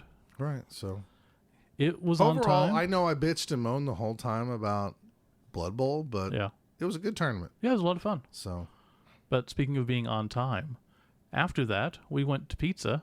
What was that? Capital Pizza? Yep. It was recommended by a lot of people. Again, college town, super busy. But there was a few open tables, so no, we went. We made an open table. Okay, we made open. I guess it was a table. We found chairs. Yeah, we had to find chairs, and you would have thought we were ghosts because like nobody paid attention to us. I'm pretty sure the guy that helped us was not wait staff. I think he was a line cook. Okay, well, and that explains why everything went off the rails. So he took our order. Finally, we had me and Gary got a salad. One of the best salads I've ever had. Like Caesar salad. Like, it was delicious. Huh. Then he took our order. And then hour and a half later? Yeah, at least. Hour and a half later, he brings 2 pizzas out. We were there supposed to have 3. Yeah. And you should have seen his face when he goes, everything looked good? Except for our other pizza. And his face was like, uh-oh. What? And then his theme of the night was it's just a few minutes, be ready in 6 minutes, an odd time of 6 minutes. Yeah. Oh, I just checked on the pizza. It's going to be out in 6 minutes. Well, 30 minutes later, Gary got his pizza. It was fine pizza, nothing special. And then after being there 2 hours and 20 minutes or so, if we would have got everything on time, we would have probably said, "Oh, it's good pizza. Yeah, it's we would have been fine." Yeah. And ultimately, we didn't care. We were just chilling out and watching baseball and, Yeah. talking. So, wasn't a giant deal, but man, not even a hint of, oh, sorry, it's so slow, or, Well, the kitchen's backed up or anything. yeah, there was none of that. There was none of like, sorry, we're really busy. Yeah. I'm not normally wait staff. Let me fill your drinks. Oh, it was nothing. We forgot your pizza. We'll comp that for you. Sorry. Yeah, No, so. none of that. Anyways, I don't know if we're going to go back there if we go back next year. Probably not. So the next day we had some world-class Arby's again. Mm-hmm. And then we hit the road and we took the back way. And this is the way that Dustin said was no good because you had all the stop signs and stuff. Well, and as soon as we turned off the highway, Prairie Dog City. Village. Yeah, it was awesome. It was so cool. I kind of wish we would have got out and like took pictures, like see how close we could have got to them. Yeah. But then if they would have attacked me, I'd have freaked out. That would have been hilarious. There was at least 100 prairie dogs out there. Easy. It was huge. just this field of prairie dogs. Right off the highway. It was awesome. And then it was a beautiful freaking drive. It pretty much was, actually. Like, it was country, pretty flat. Then we got some hills and stuff. It was nice. And then, boom. We went to a portal. We're in a canyon. And we're in a canyon. And then, boom, we go back through the portal, and we're back to farmland. It was amazing. And come to find out, it's a river basin, which makes sense. An old river used to go through there in the old days. Ponce de Leon had stopped at that river at one point. But yeah, just a lovely drive back. We got to see some cool towns and everything. Yeah, it was pretty cool, actually. A lot of little small towns with like a gas station, 4 churches, and A donut shop. A donut shop and like A Dollar General. a Dollar General, yeah. And maybe like an automotive place to Yeah. Bill's That trucker is service. exactly every town in Oklahoma. Yeah. Yeah, every town had donuts. Mm-hmm. Yeah, we went to a donut place for breakfast. After World Class Arby's, we went to a donut just to get a donut, and it was fine. okay. And then we had McDonald's again. Yay. I did not. I had my leftover pizza from the night before. Smart. Because I was like, I'm not eating McDonald's twice. And then we just drove home. Yeah. And that was our trip. It was an odd Blood Bowl trip just because it was so far away and we didn't leave. Saved an hour. Yeah, we did save an hour time. But it was odd in the fact that, like, we didn't play any other board games. We didn't really do anything else because we left at 4 o'clock and it was 6 hours away. We got in, we slept, we played Blood Bowl did the day. tournament. John and Dustin weren't able to hang out, so it was just us going out to dinner, and then we went back. Yeah. So there's nothing really else to report. It was just different in that fact. Whereas if it was like 3 hours away, even leaving at that time, we would have probably played some board games. Yeah. We probably would have, went to the shop Friday night, played some games, do something. But it is what it is. It was still fun. Best peanut brittle in the world, Rip Griffin's Travel Center. It was so good. Okay. I wish I would have bought like 3 packages of it. Well, it was that good. Whenever Dustin comes back, you can have him stop. Or I guess John. We'll have to get John to stop at Rip Griffin's, and then when they come in together, they can get us some peanut brittle. There you go. Oh, man. I can't wait. I'm excited.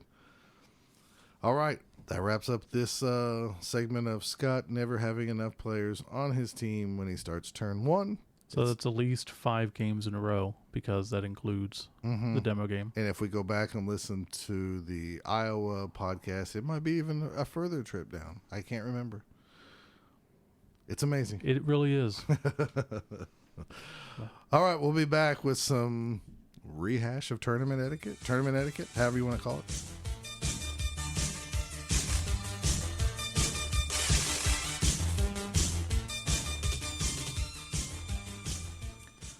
All right, we're going to talk some tournament etiquette. If you're a long-time listener, you might go, dudes, you guys have done this back in episode 3. Well, we've done it a few times. Or here and there. Things come up. But this time we're talking about cheaters, and the cheaters who cheat. Right. So if you're Steve and you cheat, you just chop his finger off. Please don't do that. I like my fingers. So I have a proposed idea. Okay. That maybe will help both coaches. Like I'm not butthurt about the 12 men on the field. I've done that for a half before. I've done it on a half before and got scored on. And that's even worse. Because you're like, I couldn't stop him with 12 people. Maybe it should be You take the people that's on the field because the ref finally notices it. Randomly, one of them's kicked out for the rest of the game. Not just goes into the, sideline. It's like a real bad punishment. I don't dislike that. Even if, like, I casualtied 3 of your guys, Steve. Oh, I noticed you started with 12 now. So That would keep... Counterpoint to that Mm-hmm. is you would then have incentive to not tell him that he has 12 people on the pitch until a certain time. Okay, Because that's true. you could see he has 12 people and be like, "I'll wait." I'll wait and try to get the randomly, werewolf get off oh, instead look, your of the... werewolf's gone for the rest of the game. That's fair. And again, that's a meta. I mean, if you know that's the rules, just double check. I don't know. Now, that wouldn't affect my game. What do you do in my situation? What, with the skill? Yeah. I don't know. I was using a skill I shouldn't have. I don't know. I mean... Because Drew, when I told him, he's like, that's on him. You shouldn't do, you can't go back. I go, I get it, but I just tried to be the most fair. And I think both of us were fine with it. I wasn't happy, but I also screwed up. And I could have I'm sure your opponent saw, like, you were not purposely cheating. Right. And I really believe that the guy I played in first round in Lubbock, I really don't... He might have not known some of the rules, but Yeah. I don't think he was like, I'm going to try to cheat No, this dude. of course not. No, most people are not going to try to cheat. I'm sure some people do, but those you really can't prove. This was easy to prove. I had 2 times where I used a skill I don't have. But again, would it be douchey if I said, oh, well, sorry, you didn't catch it. That's on you. I feel like I would have been a douche at that point. I know, but you're like telling me, like, like, you know the rules. You should Now, go on.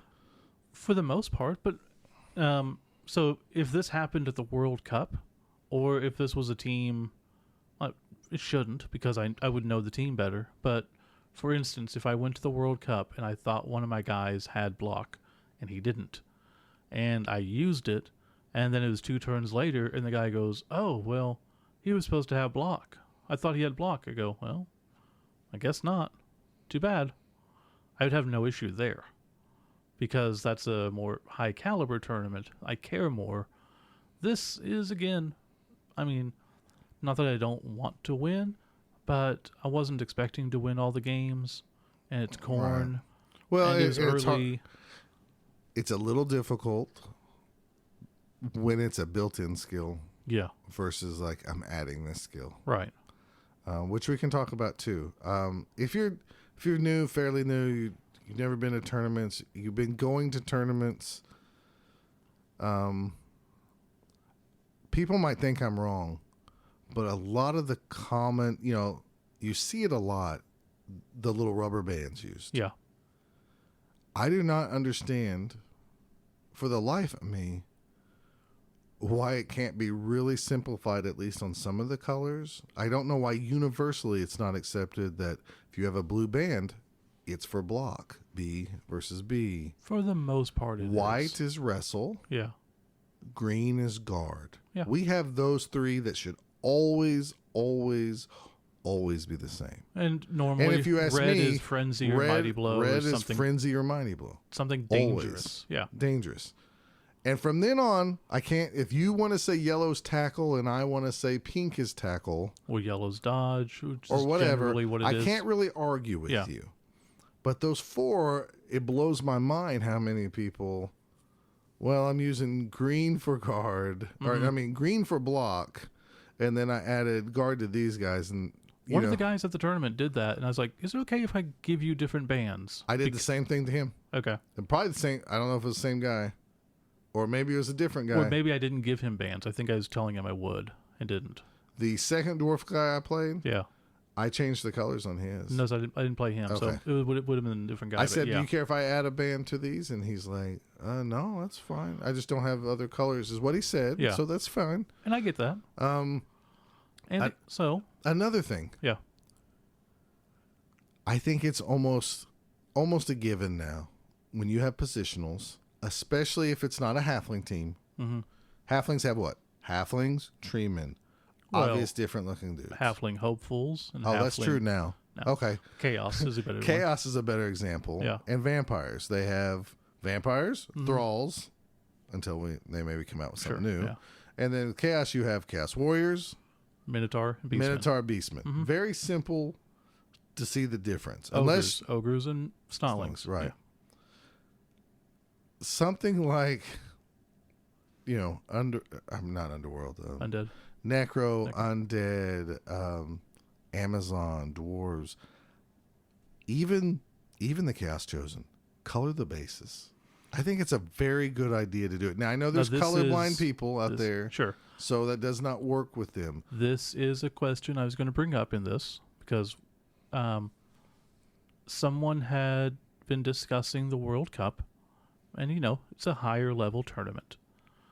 So let's say you take a team like dwarves, like you mentioned before. Mm-hmm. They're easy to distinguish if you know what they look like. Sure. And for the most part, you should be able to tell the difference. They're a modern team. You've had plenty of time to see them. Sure, I get that. So what if you only number, like all the bases are the same, and you only put a number on the back of the base? You have the three colors, they're based, and they're numbered. Or the number's only on the back of the player, on like the actual character model. Okay. Is it misleading? Like, maybe you decide to play a team that has positionals that are, kind of hard to tell apart. Not as clear on purpose? Yeah.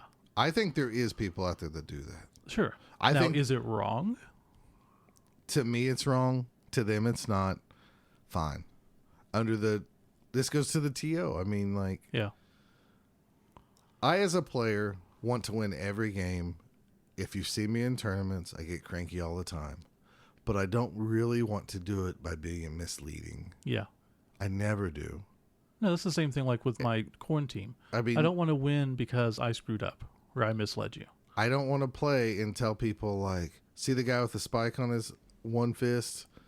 On his left fist, that means he's Mighty Blow. If he has it on the right, it's Frenzy. I don't have enough blitzer models, so the lineman position where I gave him an extra spike on the shoulder pad is the blitzer, but not a regular lineman. This is when you could color the bases, and you cover, I'm assuming, 95% of the people who aren't colorblind, yeah, and then they can tell the difference. Case in point, to you people out there, I use Steve's Bretonian team. Mm-hmm. He has no numbers on them. They're the most clearly marked models that you could get. Yeah. The knights are in old-fashioned suits of King armor. Arthur type armor. Yeah. So they're knights. The peasants have shields. The peasants have shields to represent the Fiend, and the yeomen are totally different models than the other two. They're all color-based marked. Mm-hmm. The knights are red, the yeomen are blue, and the other guys are green. Now, I actually like that look better, and I think it works better for me, too, because then I don't get so confused as to what my positions are. There was not one person at the tournament that got confused on, what is this guy? What is this guy? Mm-hmm. Because they were clearly marked. They were color-coded. It was, that guy's red, that's the knight.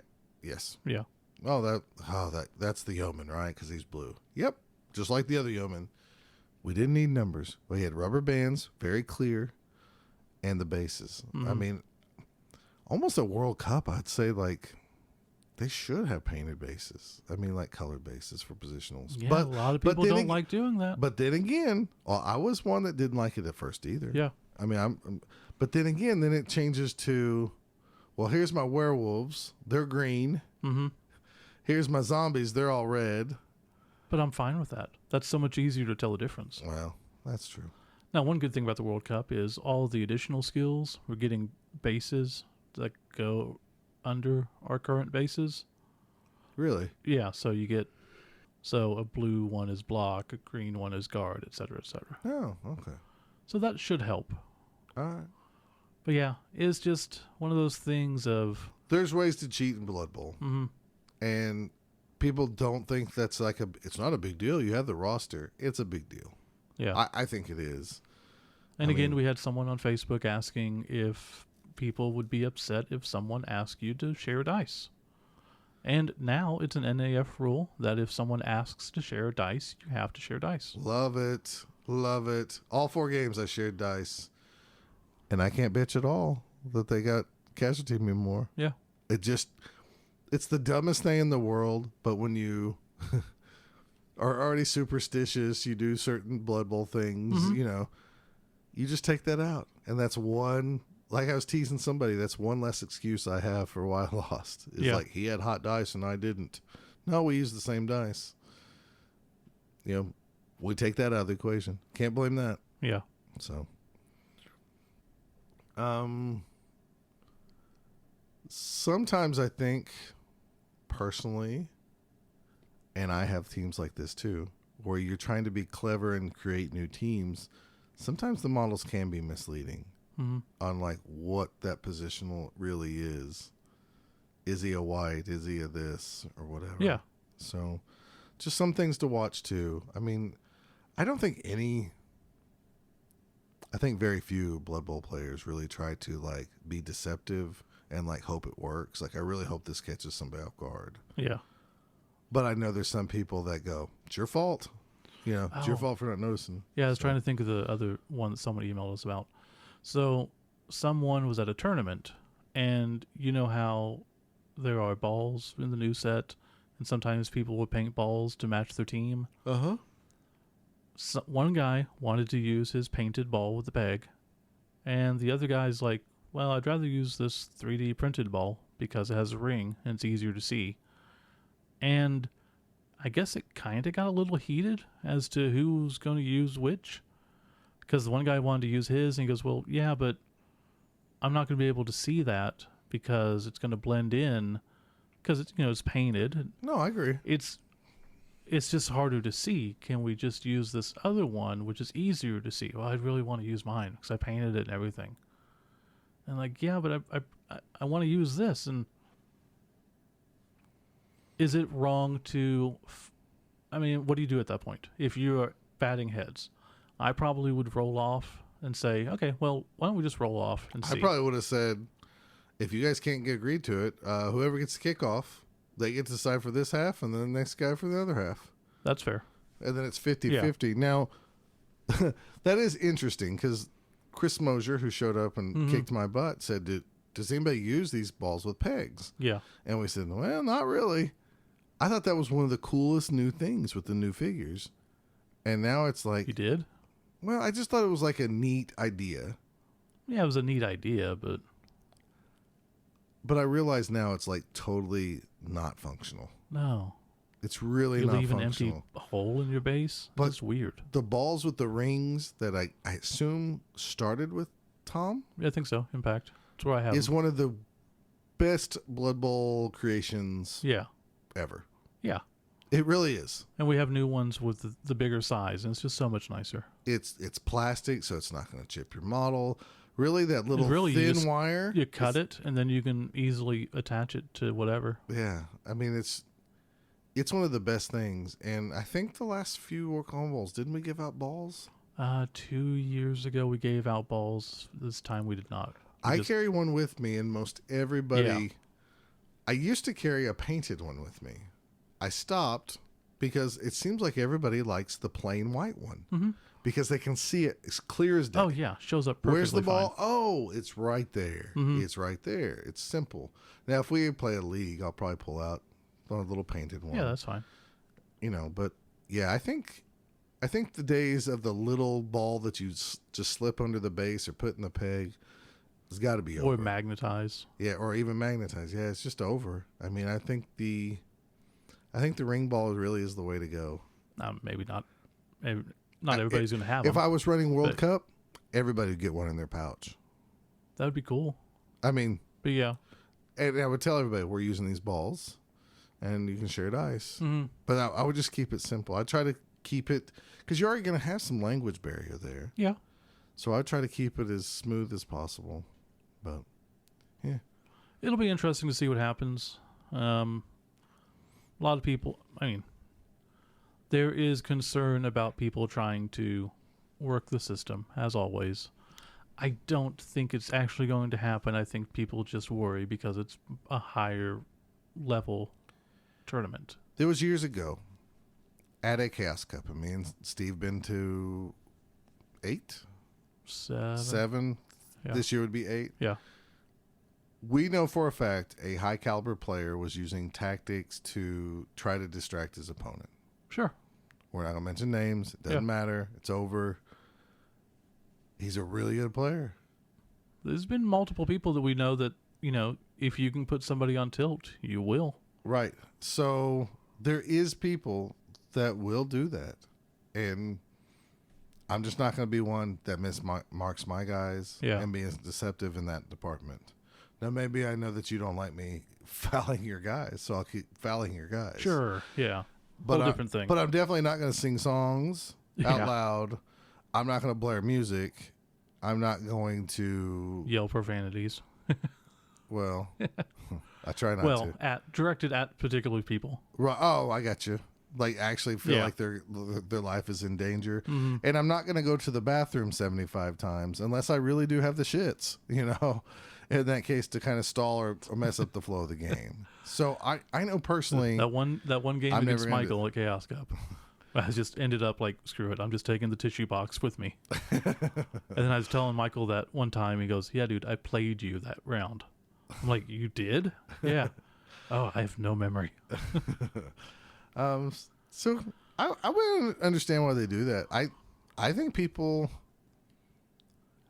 I really find it funny how people are so against sharing dice and go like, you wouldn't like me because I bring a big pile of dice. Yeah. Well, yeah, but you seem to, when you really need a dice roll, you go for that like off pink one to make this dodge roll, or whatever. So yeah, just share dice, people. Yeah, it's just easier that way. Anything else you can give people? I will say this. I say it almost every episode. Name your players. Give them a cool name. It just helps the immersion of playing Blood Bowl. That's fine. And I got that most of the time this weekend. Print rosters. If you're going to a tournament, please print your rosters. Please have a good roster. Go to our website, oklahomabowl.com. There's a roster builder there. Use that for your tournament. Don't bring this like the one that you played where he has all of his team on there and he's like, oh no, it's really just 11 people. Yeah. But I have 15 people on the roster because I don't know how to take them off or whatever. whatever. I would actually, that's a good idea too. Like if he probably wouldn't have had all those extra people, I get that was like from his league or whatever. He would have never made the mistake of putting 12 guys out there, to begin with.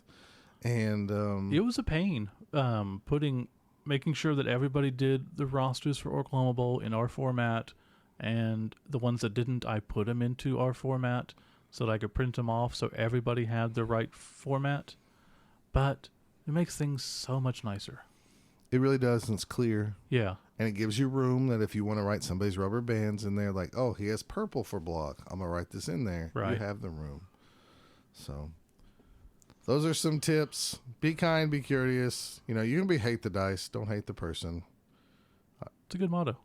Hate the dice, don't hate the player. Well, I know I was pretty cranky this last tournament, but I didn't hate the people. No, it just happens. It was just like, I actually wanted to like kill my own Bretonians. You mean my Bretonians? Your Bretonians. Which I will be taking to Chaos Cup, and they will serve me I hope you have better luck than I did. Me too. Oh, if you have any questions about tournament etiquette or something you want us to cover, let us know. If there's something you want to add, let us know. I'm sure we missed something. But those are just some good pointers. I mean, also... Yeah, we get random people just asking questions all the time. If you've never been to a NAF tournament, they haven't changed this since we started playing. Buy into the NAF system one time. One time. Yeah. And then you never have to sign up again. And anytime you play somebody... your record and ranks will be there. I get it. I don't like seeing my ranking. I don't care about that. I don't either, really. But they sure keep track of my record, and I think it's fun to look at. Yeah, it's always good to go back and look at stuff. Holy crap, I'm actually better with Chaos than I thought. Or I'm terrible with this team, and like, oh no, I'm really good. And I thought I was good with this team, and I really suck with them, or whatever. So anyways, just food for thought. It's only $5. And if you're a tournament organizer, Our recommendation to you is if you have somebody that refuses, just pay it, get them an ID, move on. Yep. And then you have dice that you can give away at tournaments. Yep. So just build it into your cost or do that. Yeah. If you're not an AF member, it's $5 more. A lot of people do that. So, all right, that wraps this up. We'll be back with some shout outs.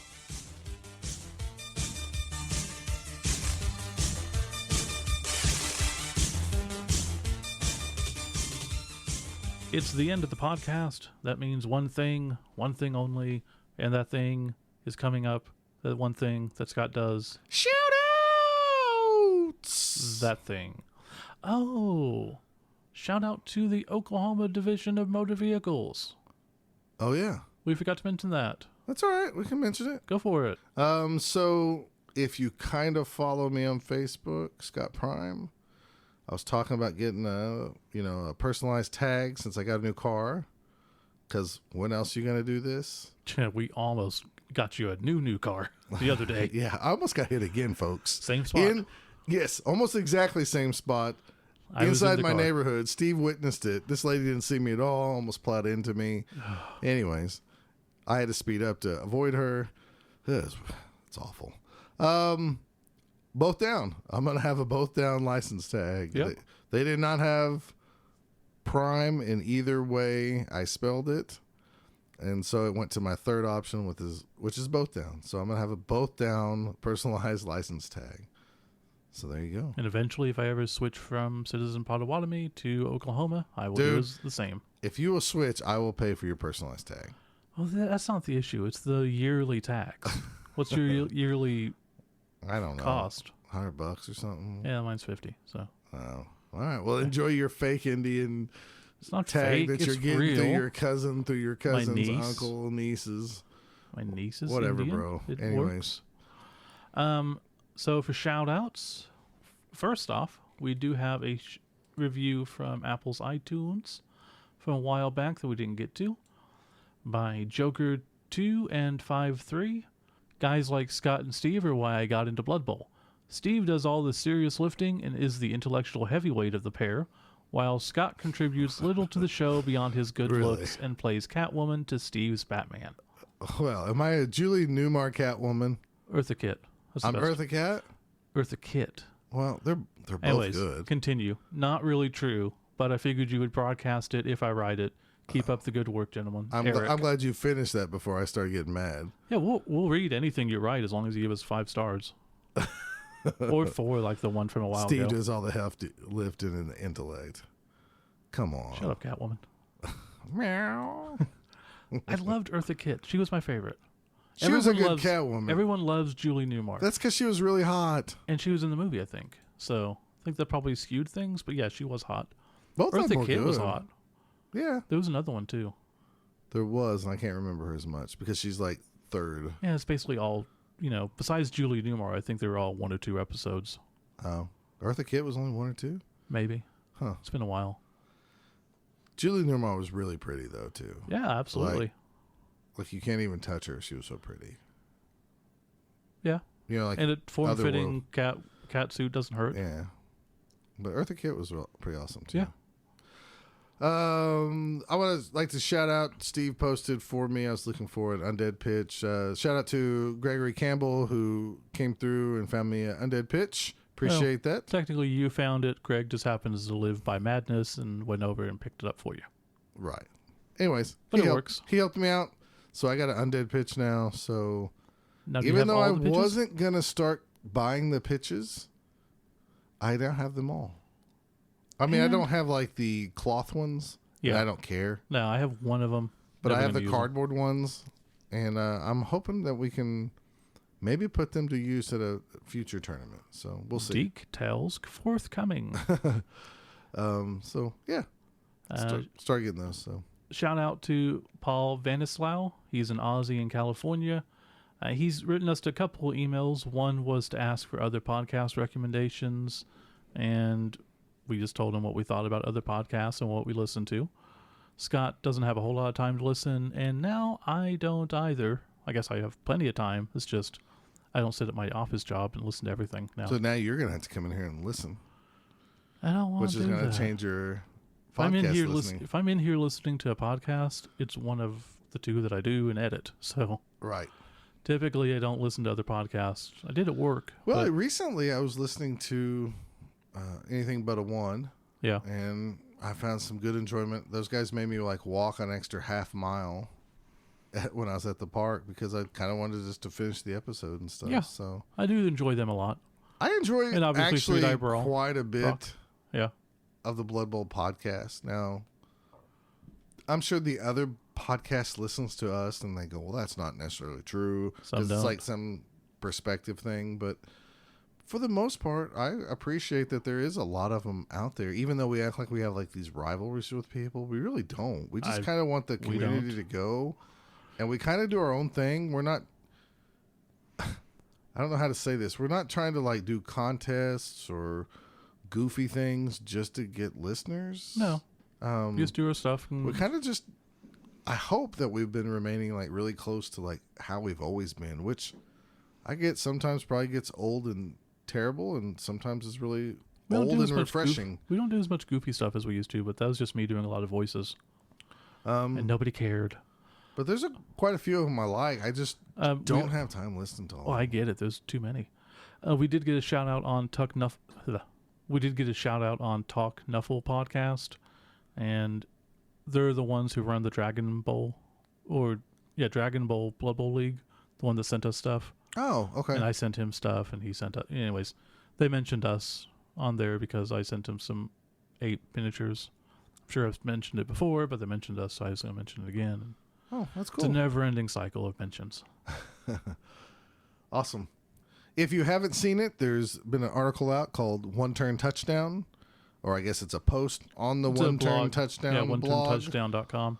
And it's a really nice little article that kind of showcased for the Blood Bowl podcast, probably the ones that are most consistently out there, we would say. No, he did 2 drunk flings too.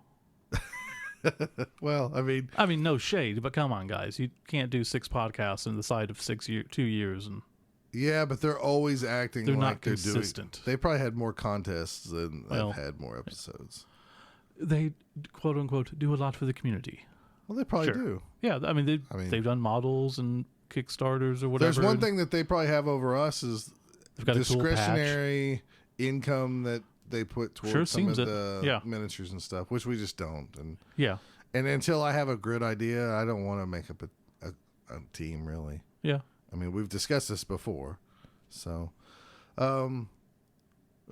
had an idea that fell through. It's an article that talks about True Drunk Flings, 3 Block, us, and who else? Was it anything but a 1? It might have been anything. I can't remember at this moment. Anyways, it was a really nice article. It was very flattering to know that you forget sometimes that besides like your friends and a few other people listen to your podcast, you forget that there's 1,000 other people that are listening every month, and that's kind of every now and then I got to be reminded of it. Let's put and it the good thing is, he also mentioned that it sounds like you're having a chat with 2 friends that enjoy Blood Bowl, which is all we want this podcast to be. Nothing is scripted. No. Nothing. Even when we take notes, it's not really that good. I believe we recorded a new commercial for Wizards Asylum that Steve made me do, and I freaked out because it's not scripted, and somehow I did it in like 1 take. You did in 1 take? Which is crazy. No, we have very few notes. A lot of this is off the cuff, as you could probably tell. And that's just us. It's always been us. So, interesting behind the scenes look at this podcast. This is one of the few podcasts where we have just sat down and recorded the whole thing straight through in order. Everything's been 1 take. Without taking breaks. 1 take. You haven't gone to the bathroom. And we started fast. I kind of caught you off guard. You've only coughed once. Wow. Because you weren't thinking about it. Maybe so. It's going to make editing so much easier. Now I'm going to start coughing a whole bunch. Yeah, but we're almost at the end, so it doesn't matter. Oh, man. Yeah. I was going to say something else, and I can't remember what it was. I don't know. No, there was something else I was going to damn it, Steve. Well, hopefully this is going to go up before Chaos Cup.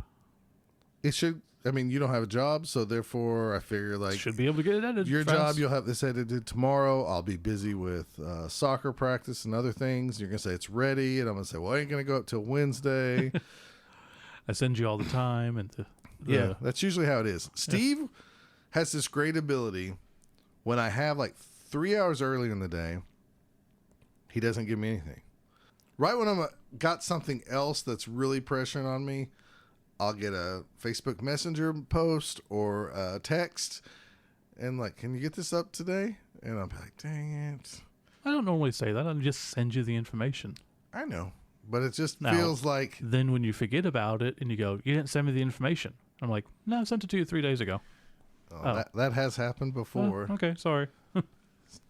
When you go to World Cup, are you going to like see Pete and stuff if he's over there? Yeah. That's Plan cool. to. Man. There's 1,440 or 1,438 players. And then there's who knows how many staff and extra people. I really hope they put together like a print or something like we did. I'm pretty sure about 1,200 of them want to meet me when I'm over there. So I don't know who I'm going to see over there. Dude, that's the part I'm going to miss. Is Steve got on Zoloft so that Steve can handle it better.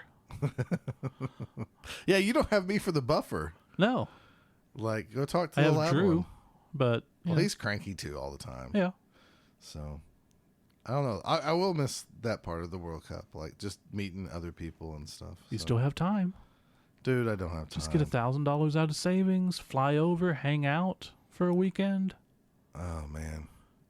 No, I can't. Your job doesn't need you. You can just fly in, hang out for 3 days, not even play. You get all the benefits. You can go see all the vendors. Even if I wanted to, I don't have a passport. And there's no way that could happen. Probably not. Unless I have some fake one. You can use mine. There's 2 of you here. Yes, there's 2 of us. Go, mail it back to you, Uh-huh. and then you'll fly, and then you fly out, and then you mail it back to me, and then I'll fly. Wow, that's cool. Yeah. You better get like a really hot like prostitute from one of those countries. I can't afford that. I have no job. Well, you still better do it. No. You better figure out a way to do it. I'm not interested. All right. I mean, aren't they like in the windows of like what's that This city? isn't Denmark. You should go up to Denmark. Do some window shopping. No, we're going to the World Cup Okay. and then down to Italy. Hey. Going to go see a lot of, I guess, volcanoed over prostitutes, maybe. Volcano. Going to Pompeii. Oh, that's Drew cool. wants to see it real bad. Yeah, speaking of all meeting people, Mm-hmm. this weekend, me and Jennifer took a one-day trip down to Dallas to try to organize a super show, like tournament rival thing between Texas and Oklahoma. Mm-hmm. And we were down there playing some super show with some other people that met us down there. And they play super show online a lot. And what they said... Wait, what? So there's an online super show league where people play with their webcams. And they like have an area where the camera points down to the where their cards are and stuff. Okay. Anyways, they told me how amazing it is how many people know me without knowing, like through the podcast, through Blood Bowl, through this and that. And they say like there's so many people that it's just amazing how many people know who you are and what you're about and this and that. And that, you know how I just said like, Yeah. it's sometimes you forget that this is listened to everywhere and you're kind of humbled. That was kind of humbling too. It's like, Dude. really? And it's like, why? I'm not like important at all. A long time ago, I joined a Facebook group called Oklahoma Podcasters because I thought maybe they would have information about, I mean, I had this equipment forever. I can still learn to use it better because I'm not perfect. Right. So I thought maybe there'd be some information there or how to do stuff better or whatever. It's basically dead. But somebody posted a while back and they were so excited because they hit like, you know, almost 1,000 downloads for an episode or whatever. I was like, oh, we do really good. Yeah. Yeah. Okay. Well, Yeah, we don't do too bad.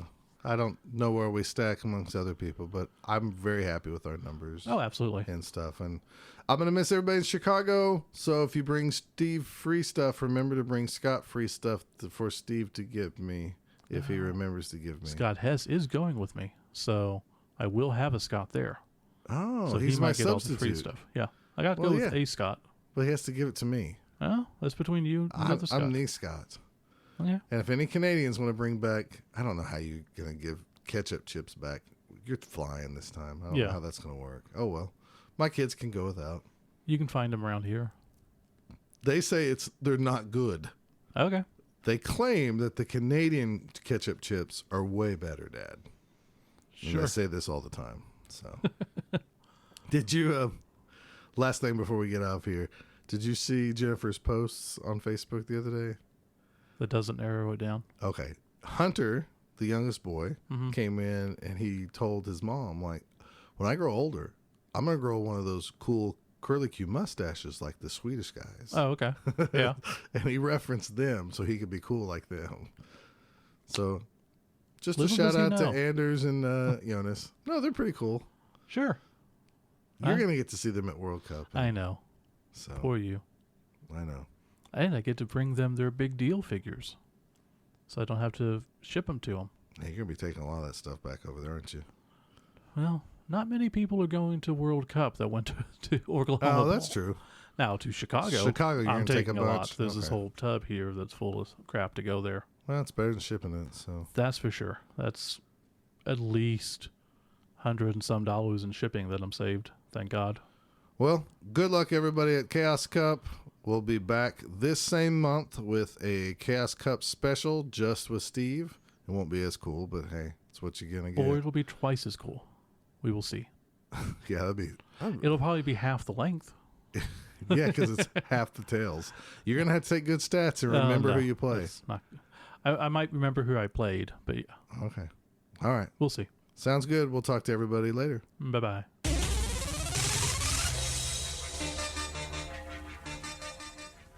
You can follow Both Down on Twitter at Both Down. You can follow Scott at Fat Finley, FATFINLEY, and Steve at Kilowog2814. If you want to know if your team name is Both Down approved, send a tweet to @BDapproved. If you'd like to email them, the email address is bothdownpodcasts@gmail.com. Or for more information, you can visit them at bothdown.com or at facebook.com/bothdown. All right, here we are. We're going to... shit. We're gonna shit. We're going to shit. I was trying to be like happy, and like I was like over happy. So You all were right, fake ready? happy. All You right. need to be real happy. All right, hold on a second. Real happy it is. No, we're gonna start over. Okay.